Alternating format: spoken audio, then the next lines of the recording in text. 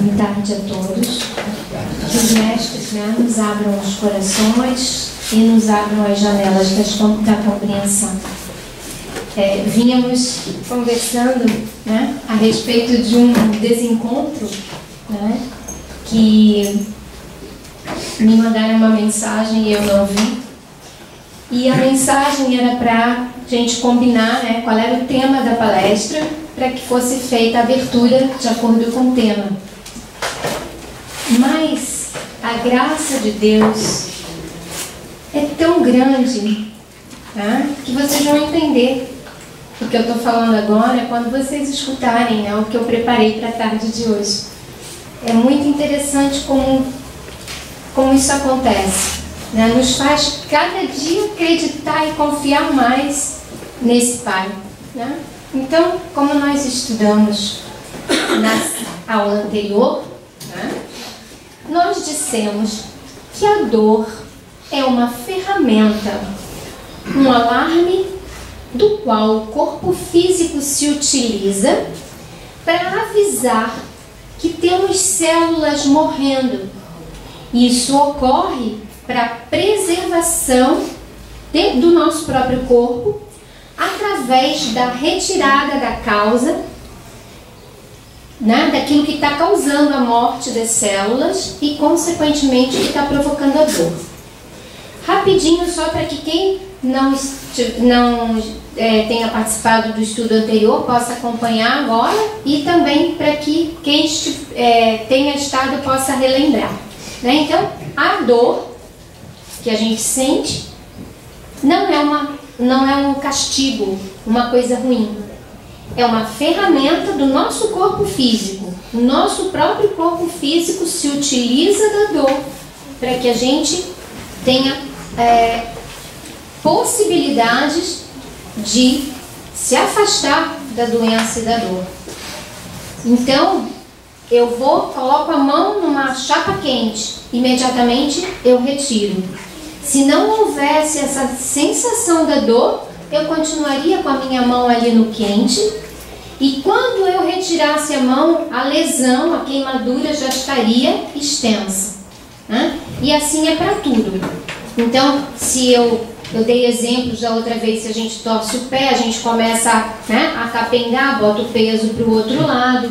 Então a gente vai compensando, o próprio corpo vai compensando, a gente não lesiona mais aquele lugar, não machuca mais e tem a oportunidade de corrigir aquilo que está fazendo, né, a dor acontecer. Então, dor não é castigo, dor é alerta e a dor vem do próprio corpo físico como ajuda.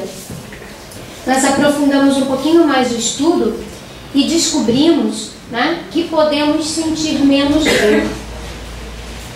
Fomos a fundo, né, quem participou talvez lembre, e concluímos esse estudo da vez passada, da nossa aula passada, comprovando que para a gente sentir menos dor, a gente tem que se afastar do comportamento animal.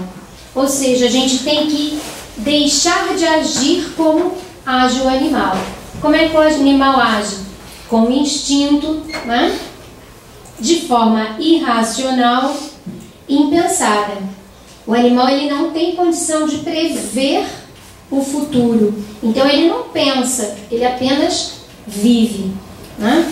Então nós chegamos no estudo passado a essa conclusão: quanto menos, né, estivermos vibrando nessa mesma faixa de comportamento animal, menos dor a gente vai sentir. Em outras palavras, basta que a gente se comporte mais como seres humanos. Chegamos a essa conclusão no mês passado, certo? Quem estava aqui lembra? Lembra, né? Então, se a gente tem que se aproximar do comportamento humano, temos que ser mais racionais, pensantes, né? Usar essa nossa capacidade de pensar e prever. E temos que usar uma grande capacidade que Deus nos deu, que é o livre-arbítrio. Somos portadores do livre-arbítrio. Precisamos usá-lo de forma adequada, correta. Né? Beleza, compreendemos? Fácil. Teoria é fácil, né? Teoria sempre é fácil. Na prática é que fica mais difícil. Tá, eu sei de tudo isso, eu já aprendi que eu posso ter menos dor, que eu não devo ser como um animal, né? Alguém faz alguma coisa para mim, eu já bato, já soco, já xingo. Não posso agir assim, posso? Isso é instinto, isso é animalesco. Bom, beleza, mas eu continuo fazendo isso. Volta e meia, vira e mexe, não fala, eu logo, ó, Pauli, eu sou boa nas respostas. Não é assim? Tem gente até que se gaba disso, né? Nossa, eu sou bem rápida nas respostas mal educadas e mal criadas. Vem tirar qualquer desafio, falar qualquer desaforo para mim que vai levar nos dedos. E a gente acha até que está fazendo legal, não é isso? Porque a gente acredita ainda nisso, né? Mas sabemos que enquanto permanecermos nesse instinto, nessa animalidade, nós vamos estar mais propensos à dor. Óbvio, vem alguém, me fala um desaforo, ou me corta na frente no carro, eu paro e xingo, eu levo uns tabefes. Eu vou sentir dor? Vou. Né? Então assim, e essa dor física que a gente está falando, meio na brincadeira, se a gente pensar mais profundamente, a gente está arrumando o quê? Um inimigo, às vezes, para o resto da vida. Amanhã ou depois eu esbarro de novo com esse cidadão e a gente vai continuar essa briga. E eu esbarro com ele mais para frente, mais para frente, mais para frente, na outra vida, e cada vez que a gente se esbarra, a gente se xinga. Cada vez que a gente se esbarra, a gente se estapeia. E isso vai tempos e tempos afora. Como é que a gente vai para isso? Quando a gente começar a respirar, usar o racional e pensar. Quando a gente sair desse piloto automático, né? Nós acreditamos que a gente permanece nesse instinto, nessa irracionalidade, por dois motivos. Que são os dois motivos que a gente vai estudar um pouquinho hoje, né? A falta de conhecimento, que é a falta de estudo, que, né, com o qual ela finalizou, a importância da gente estudar para a gente aprender a semear. Eu não posso semear se eu não souber cuidar do solo. Né? Então eu preciso de conhecimento. E o outro aspecto que eu acho que afasta muito a gente da racionalidade, dessa coisa, né, mais pura e mais serena, é a nossa falta de fé. Então, eu montei uma equação, né, para simplificar. Então, conhecimento mais fé é igual a prática concreta. Né? Essa é uma invenção, uma equação que eu inventei. Vamos ver se a gente consegue provar que matematicamente ela está certa. Né? Então, vamos analisar o item A, falta de conhecimento. Deus tem nos enviado grandes santos. São espíritos iluminados que nos servem de modelo, de guia, de exemplo. E isso não é da agora, né, gente? Milhares e milhares de anos, desde o começo dos tempos, a gente vem recebendo seres mais iluminados, seres que sabem mais do que nós, que vêm nos ensinar coisas importantes, coisas boas, né? Se a gente estudar o ensinamento desses seres que normalmente chamamos de iluminados, encontraremos uma grande semelhança nos seus ensinamentos. E encontraremos semelhança nisso que acabamos de falar. Todos eles nos orientam, nos ensinam que a gente deve se distanciar das atitudes animais. Todos eles dizem que a gente deve amar, respeitar, né? A gente tem que se apropriar das qualidades humanas, pensar, refletir, observar, meditar para acertar, né? Todos eles, na sua grande maioria, nos indicam a aproximação com Deus. Concordam? Se alguém discorda, fala, tá? Então, por exemplo, Buda, ele falava em trilhar o caminho do meio, né? Vamos observar um desses homens santos, um desses iluminados que andaram aqui pelo planeta. Buda falava em trilhar o caminho do meio. Esse foi o principal ensinamento de Buda. O que é esse caminho do meio, senão o caminho do equilíbrio?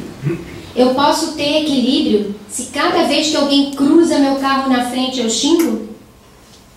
Não.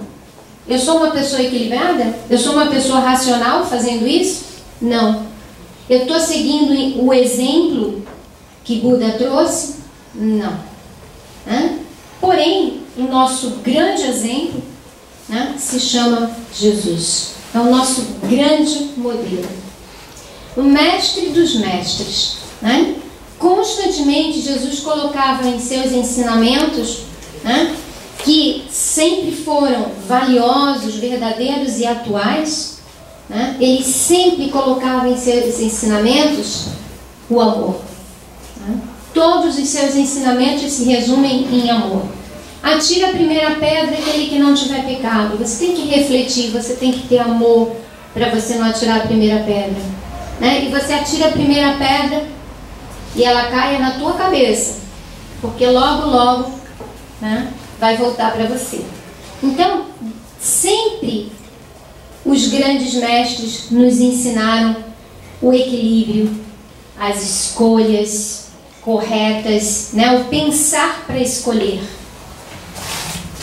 Então, nosso conselho, se o conselho fosse bom, né, dizem que se vendia, mas o nosso conselho é que, na dúvida, procure por Jesus. Está com dúvida? Que caminho que eu vou seguir? O que eu devo fazer? Procure os ensinamentos de Jesus. Os seus exemplos de boa escolha e boa conduta. Mas, também para isso, eu preciso conhecer. Eu tenho que conhecer os ensinamentos dos mestres. Eu tenho que conhecer o ensinamento de Jesus para poder seguir, né? Senão vai ficar difícil.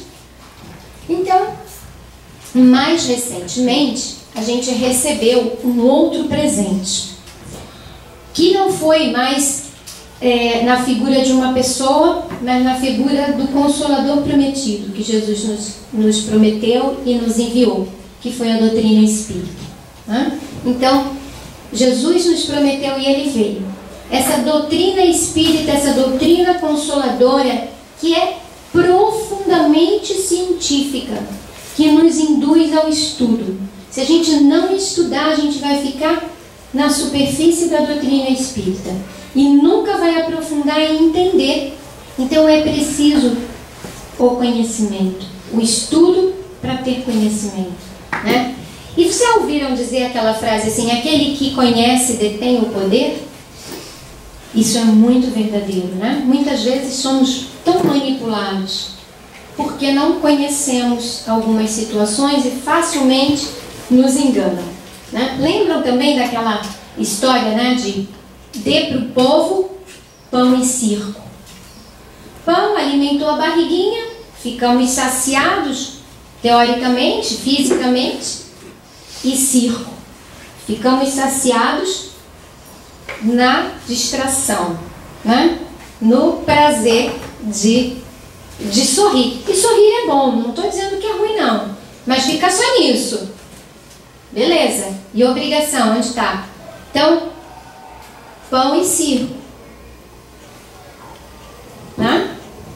Mas, se o outro que conhece detém o poder, onde está? Onde eu estou, né, deixando o meu poder? Em que mãos eu estou deixando o meu poder? Eu estou delegando o meu poder para os outros. Será? Eu fico no circo e ele que estude. Né? É uma opção que a gente tem. É uma escolha que a gente faz usando o livre-arbítrio. Será que essa escolha é a melhor escolha? Então, né, a gente tem sempre que estar refletindo a cada passo. Conhecimento é fundamental para que a gente possa acertar na escolha. Analisando então o item B, a falta de fé. Então, quando a gente tem conhecimento, a gente passa a ter algo que chamamos de fé raciocinada. Esse termo vem muito com a doutrina espírita, né? Antigamente, nós tínhamos dogmas, e a nossa doutrina não tem dogma. A nossa doutrina tem estudo. A nossa doutrina tem respostas, inclusive comprovadas cientificamente. Então, nada de dogma, nada de ninguém dizer é assim, ponto, tem que ser, você tem que fazer, né? A nossa doutrina dá pra gente essa possibilidade, basta que a gente estude. Então, essa fé raciocinada que vem junto com o conhecimento, e que também não é só da doutrina, né? A gente pode conhecer a vida de todos os santos, de todos esses homens iluminados. É ótimo que a gente faça isso, né? Que a gente vai conseguir perceber que a doutrina espírita, ela vem como um modelo novo de tudo isso que foi dito antigamente, né? A gente até faz uma comparação grosseira, óbvio, né? Um carro, ele vem com um modelo novo, mas ele não substitui, ele não deixa de ser um carro, ele é um carro. Ele vem só com algumas linhas novas, um designer novo, mas ele continua a ser um carro, né? Então, um modelo continua a ser um modelo. A doutrina espírita é um modelo novo, de designer avançado, né? Essa é a nossa doutrina. Ela é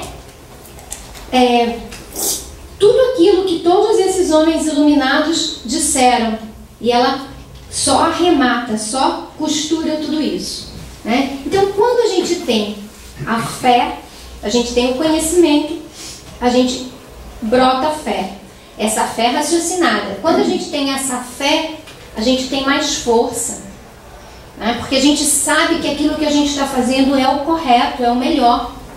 Existe dúvida? Não, não existe dúvida.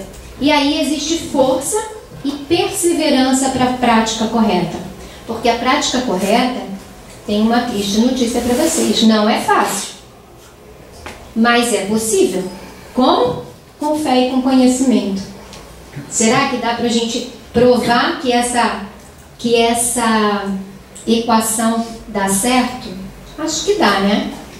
Então, Jesus, né, também nos ensinou que basta que a gente tenha fé do tamanho de um grão de mostarda para que a gente possa remover montanhas. Tal é a importância que tem a fé, né? Um grãozinho de mostarda.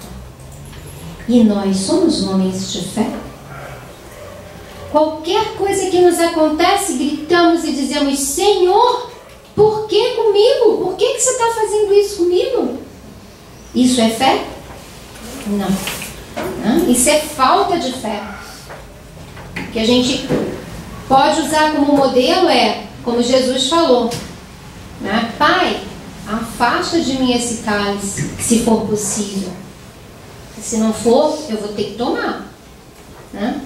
A gente pode pedir, mas não se revoltar, né? Então, normalmente, nós planejamos a nossa vida material muito, né? Prever o futuro, a gente prevê muito bem, só no lado material. Mas nós acreditamos que determinamos esse futuro. Porém, quem realmente determina esse futuro é a lei de causa e efeito. Ou seja, o karma. Ou seja, voltando lá na abertura da nossa tarde de hoje, o plantio. O que temos plantado? Um desses mestres que passou aí pelo planeta disse: você quer saber o que você plantou? Basta você olhar o que você está vivendo hoje, o que você está colhendo hoje. Se não me engano, foi Confúcio que disse isso. Então, assim, você planta, você colhe. Você plantou, fez um plantio bom, vai ter uma boa colheita. Você teve um plantio ruim, vai ter um efeito ruim, vai ter uma colheita ruim, que a gente chama de karma. Uma definição também muito simplória para karma é que karma é o efeito ruim de uma causa ruim, né? Então a gente tem a causa a gente participa daquela causa que ela já existe, a gente entra no meio daquela causa ali, a gente concorda com aquela causa ruim e vai plantar, ou a gente próprio cria aquela causa, né? Mas, né? O que temos plantado hoje? Como está a nossa vida agora? O que a gente está colhendo agora? A gente está colhendo o que a gente plantou lá. E o que a gente vai colher lá no futuro? Como é que eu estou plantando hoje? Como é que eu estou recebendo essa colheita? O que eu estou fazendo com essa colheita, pequena ou grande? Né? Tudo isso, gente, é conhecimento que a gente precisa ter para poder discernir tudo isso. Né? A gente precisa ter, por isso eu volto a dizer, a gente precisa ter o conhecimento para saber o que fazer com a colheita. Né? Tanto com o que a gente está colhendo, quanto com o que a gente vai plantar novamente. E como é que a gente diminui essa colheita ruim? Como é que a gente vai começar a diminuir esse karma? Né? Então, a gente tem dito assim, nós temos 2 corações. 2 corações. Você é louca, só tem um. Não, a gente tem 2. Vou mostrar para vocês os 2. A gente tem um coração puro, o coração de Deus. Né?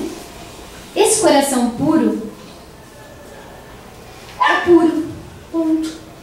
E a gente tem um coração humano, cheio de desejos, cheio de cobiça, cheio de ego, cheio de orgulho, cheio de necessidades, cheio de querer determinar e mandar nas coisas. Esse coração que fica querendo determinar o que eu vou fazer com muita...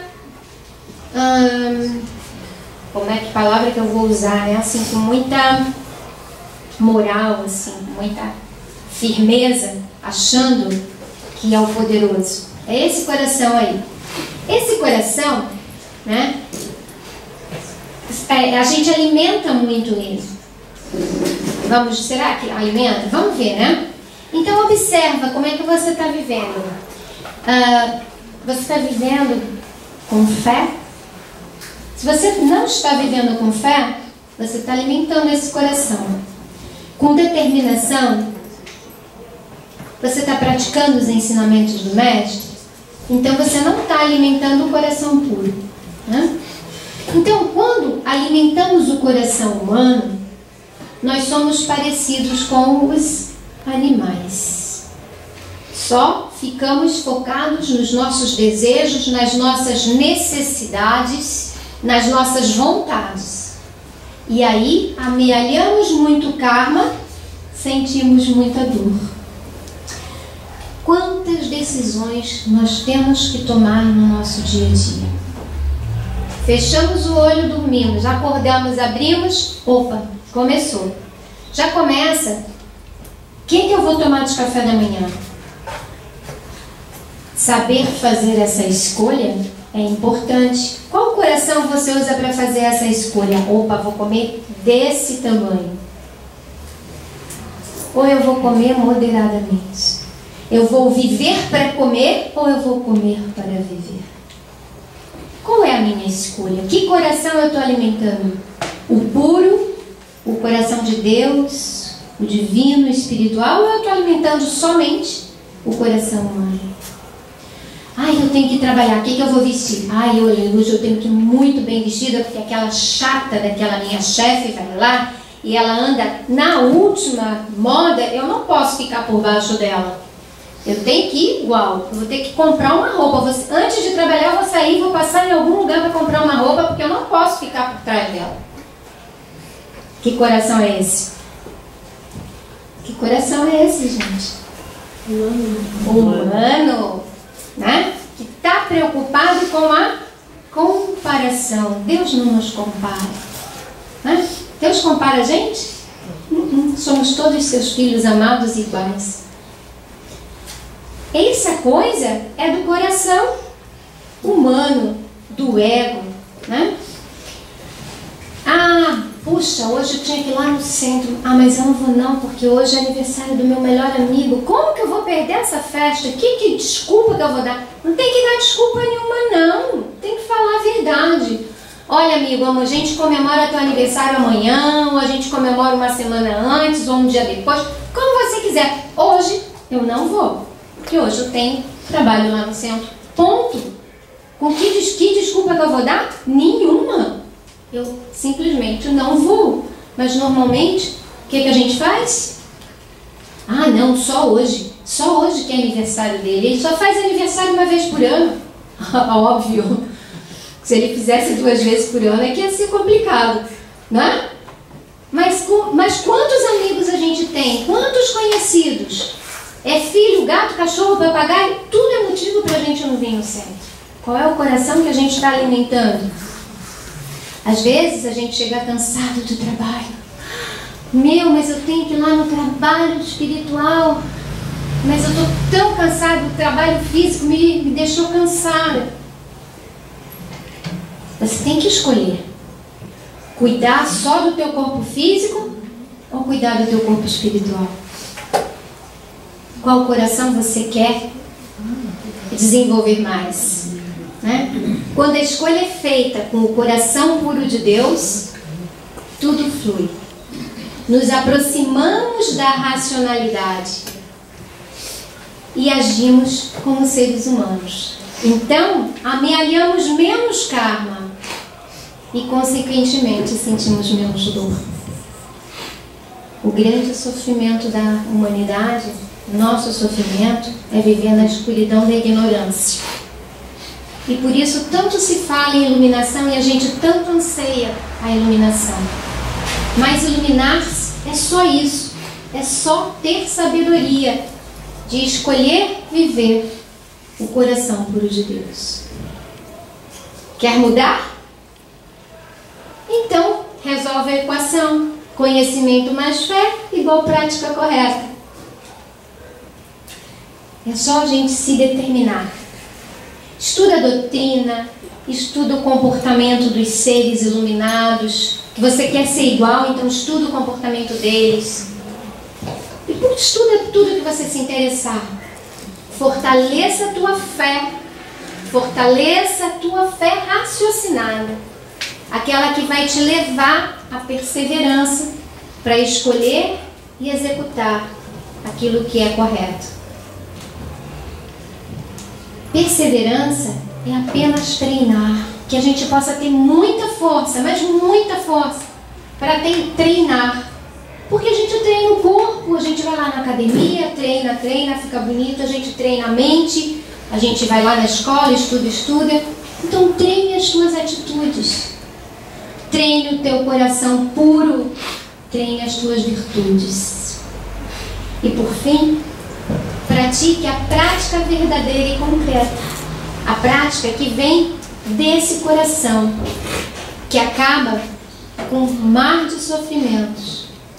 Pois esse coração, cada dia que ele é treinado, cada dia que a escolha certa ocorre, a gente vai se distanciando da colheita ruim. A gente vai terminando com o nosso karma. Com isso, nós também nos iluminaremos e nos afastaremos da necessidade constante dos renascimentos. E assim, a gente quebra essa roda de nasce, morre. E a gente tem a chance de nascer menos vezes e com missões lindas, tais quais esses seres iluminados que a gente quer ser. Isso não é difícil, isso não é impossível, isso não está tão distante quanto parece. Que a gente possa ter essa perseverança, essa força. Conhecimento mais fé igual prática concreta. Guarda, só isso. É fácil, a gente guarda tanta coisa na matemática quando a gente estudava. É bem facinho essa equação. Conhecimento mais fé igual a prática concreta. Igual a prática concreta é igual a desenvolver o coração puro de Deus. Que assim seja. Que assim seja.